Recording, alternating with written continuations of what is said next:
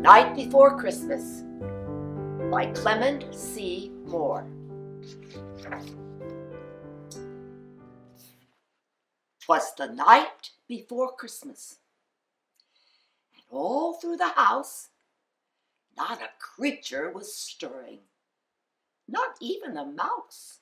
The stockings were hung by the chimney with care, in hopes that St. Nicholas soon would be there.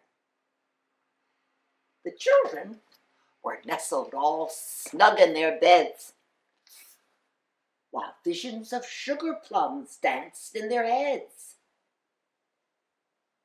And I, in my kerchief, and Papa in his cap, had just settled ourselves for a long winter's nap, when out on the lawn there arose such a clatter, I sprang from my bed to see what was the matter. Away to the window I flew like a flash, tore open the shutter, and threw up the sash. The moon, on the breast of the new fallen snow, gave a luster of midday to objects below. When what to my wondering eyes should appear but a miniature sleigh and 8 tiny reindeer, with a little old driver, so lively and quick, I knew in a moment it must be St. Nick. More rapid than eagles his coursers they came, and he whistled and shouted and called them by name. Now Dasher, now Dancer, now Prancer and Vixen, on Comet, on Cupid, on Donder and Blitzen, to the top of the house, to the top of the wall. Now dash away, dash away, dash away all. As dry leaves before a wild hurricane fly, and meet with an obstacle, mount to the sky, so up to the housetop his coursers they flew, with a sleigh full of toys, and St. Nicholas too. And then, in a twinkling, I heard on the roof the prancing and pawing of each little hoof.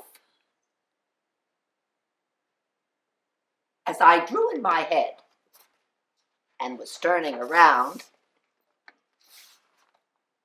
down the chimney St. Nicholas came with a bound.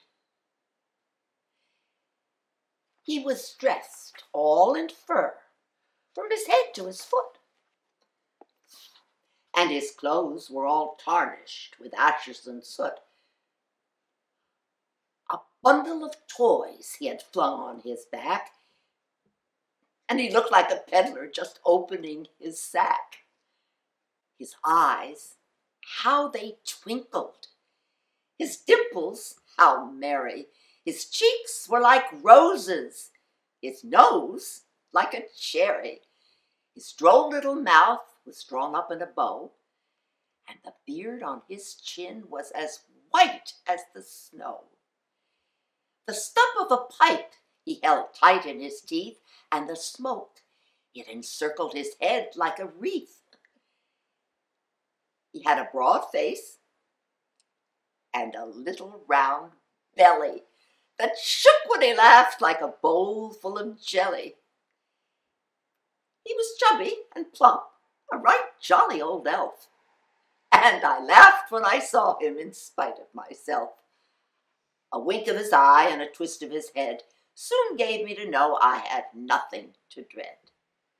He said not a word, but went straight to his work. He filled all the stockings, then turned with a jerk, and laying his finger aside of his nose, and giving a nod, up the chimney he rose. He sprang to his sleigh, to his team gave a whistle, and away they all flew like the down of a thistle. But I heard him exclaim, as he drove out of sight, "Happy Christmas to all, and to all a good night." The end.